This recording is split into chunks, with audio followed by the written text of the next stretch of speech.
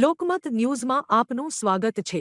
છોટાઉદેપુર ખાતે eco unity tribal progress charitable trust દ્વારા ધોરણ 10 અને 12ના બોર્ડ પરીક્ષાર્થીઓને પ્રોત્સાહિત કરવા માટે વિશેષ કાર્યક્રમનું આયોજન કરવામાં આવ્યું હતું। પરીક્ષાના પ્રારંભના દિવસે વિદ્યાર્થીઓને બોલપેન અને ગુલાબનું ફૂલ અર્પણ કરી તેમને હાર્દિક શુભેચ્છાઓ પાઠવવામાં આવી હતી। ટ્રસ્ટ દ્વારા વિદ્યાર્થીઓને સંદેશ આપવામાં આવ્યો કે તેઓ કોઈપણ પ્રકારના ડર ભય અથવા તણાવ વગર મુક્ત મનથી પરીક્ષા આપે અને સારા માર્ક્સ સાથે ઉત્તીર્ણ થાય। આ કાર્યક્રમ દરમિયાન SF હાઈસ્કૂલ છોટાઉદેપુરના પ્રિન્સિપાલ હિતેશભાઈ ચૌહાણ ઉપસ્થિત રહ્યા હતા તેમજ ટ્રસ્ટના ગોપાલભાઈ રાઠવા વાલસિંગભાઈ રાઠવા સહિતના આગેવાનો હાજર રહ્યા હતા અને વિદ્યાર્થીઓને પ્રેરણાદાયક શબ્દો સંભળાવ્યા હતા।